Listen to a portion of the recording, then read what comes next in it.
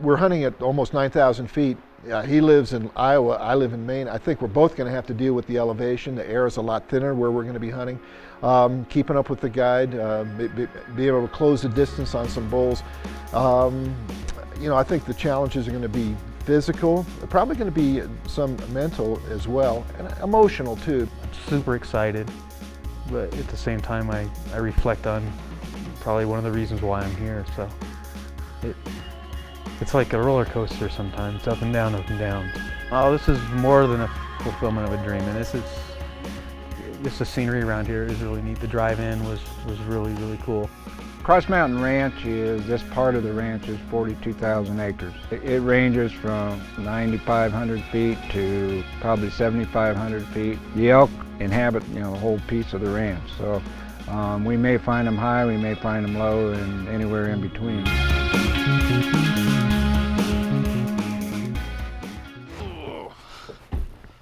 We got in really late last night, so I didn't get a chance to shoot my gun here, but Tom wanted to see it. And when we opened it, the bolt wasn't in my case, which doesn't make any sense to me. Uh-oh.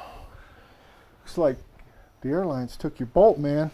I slipped the bolt out when he wasn't looking. And I was like, I know I put it in there, I know it was inspected, but he said he had a backup plan. The look in his face, he had an absolute sick look. Wait a minute. Well, look at here. What's that? Well, you have to open it up and see. But it's a long, skinny box, and that's usually something good. Let's see, what did we get? Holy moly. Holy cow. What is that?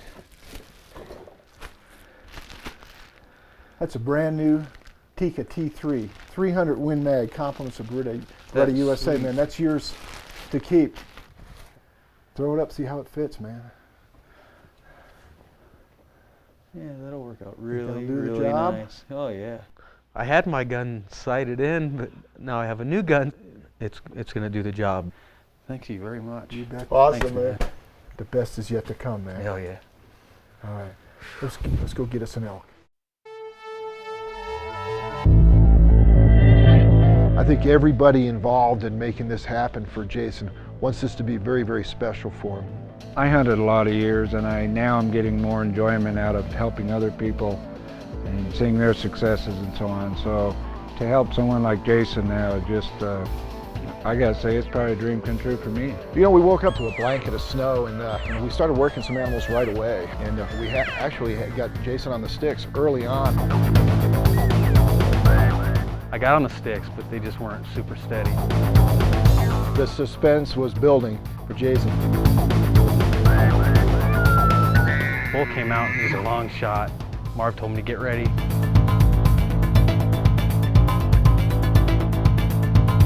My nerves started going a little bit. Now he's seen his first real bull, and a nice bull at that. He got on the sticks, he got a good look at it, and it's like this is getting better and better. The bull bugled. I didn't know how long he was going to stay there, if I was going to have time to get ready and get steady and just settle.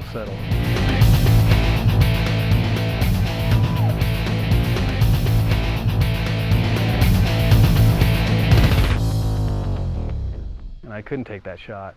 I just figured I have plenty of time. I'm not going to rush something. Nice bull, very respectable bull, little out of his comfort range in terms of distance, so we decided to pass on that. That first encounter, I remember it. Yeah, that's burned into memory. Our guide Marv, he's a well-seasoned guide. He knows like every square inch of the ranch.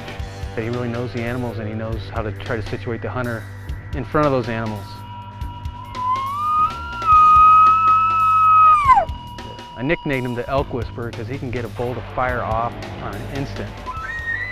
I think Marvin really bought into this whole concept in this show, and as he got to know Jason a little bit, I could tell that Marvin, the consummate pro that he is, was working just a little bit harder to make sure that this happened.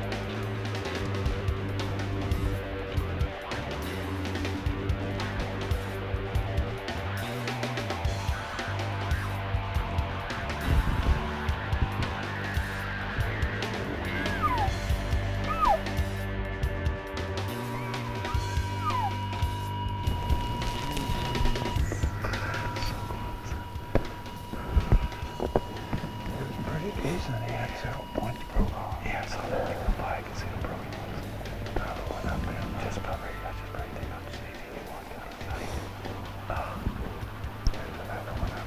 It was difficult to get Jason on a bull they were moving all the time, milling around but moving.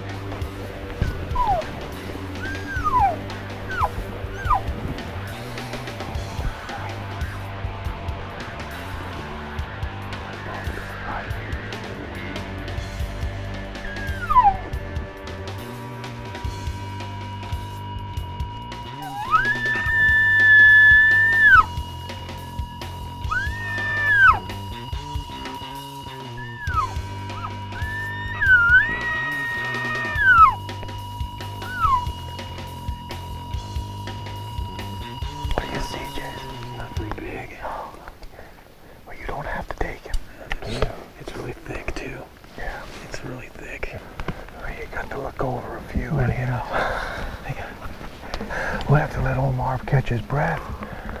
That was a good hold, man. That was cool. That was way cool. That was quite a parade. Oh, man. It just didn't happen, but it was, again, really suspenseful. At any time I expected to hear that rifle crack and to see a bull go down. But there's a lot of bulls bugling. There was a couple different times that we had really close encounters, but the shot just wasn't right.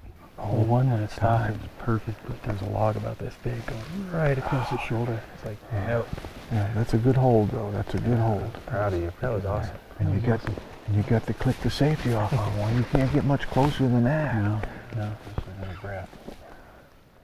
And right in your face type action. It was just, to me, that made the hunt right there.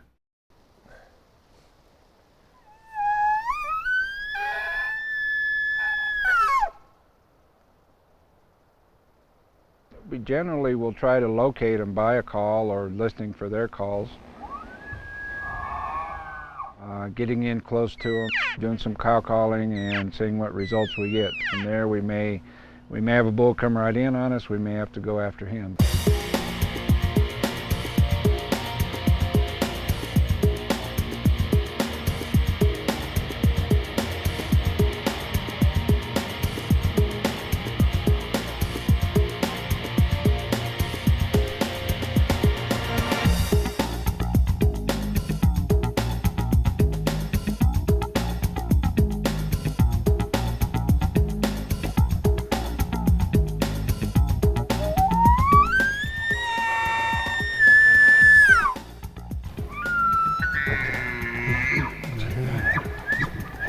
Marvin said, they're going to go out the other side. We need to make a real brisk walk for about 15 minutes. And brisk is brisk, so let's get your stuff and go. We started hoofing it, and both Jason and I were huffing and puffing.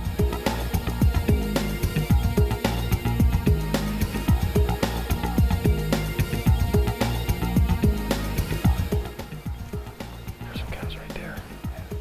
Holy cow. We got it around the corner and we could see the animals making their way across this side hill. So we'd gotten there ahead of them, which was perfect. All of a sudden, cows just appeared to our left on the side hill where they were trying to get out. And there was a bull pushing them. I see him, I see him.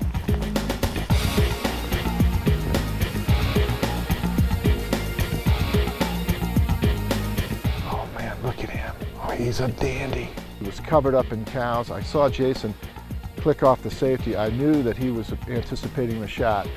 He's got cows all around him though. We needed this bull to just get some separation from the cows. He was actually right behind a doe, nose to her, just about pushed her off to the side of the hill where we weren't going to get an opportunity. For some reason, he just turned around 180 and walked right back in. It was just me, my gun, and that animal. He's down. Well hit. Well hit, Jace.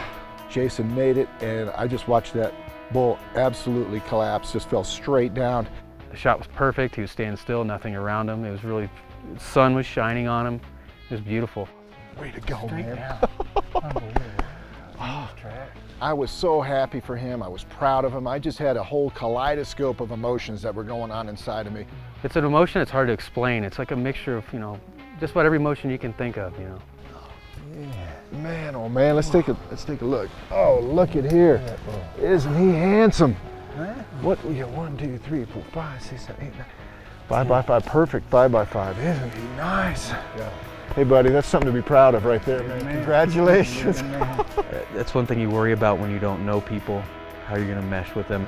This has been super easy. This is like just hanging out with some people that are, part of my family. So it's been really easy. These are friendships that are kind of forged on the field of battle or during hunts and so forth, where you're out there in, exposed to all the ups and downs of a hunt and all of the difficulties that go along with it. He's a remarkable young man, and like I said, I'm proud to call him a hunting buddy now. Yeah. Anyone you want to thank? My wife. Oh, I would too. Yeah. Just glad that we could share in it, man. You bet. It was really special. It's an honor to be a part of it. I think Jason's probably feeling a mix of gratitude, humility, relief, and just joy. Couldn't wait to call my son and tell him. I would hope someday to bring my son here. And I don't even think I'd want to hunt. I just would want to be there with him so he could experience it. I asked Marv after Jason put his bull down, I said, what do you think of this fella here? And Marv just said, you know what, it's been an absolute honor to hunt with him. And I guess I echo that. I'm just really, really delighted in the way this all turned out. It's been, like I said, it's been a hunt of a lifetime for me as well.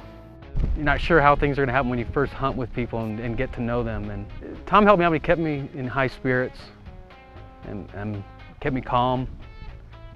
Made sure there was no pressure, and just reminded me why I'm here and the fun. And it's not like work, it's just to have fun. Got to visit with him, we got to know more of each other personally, which is always nice. He went out of his way to let me open up. It's hard to do that with a lot of people. I got to share a lot with him that I wouldn't talk to other people about. So, another hunting buddy.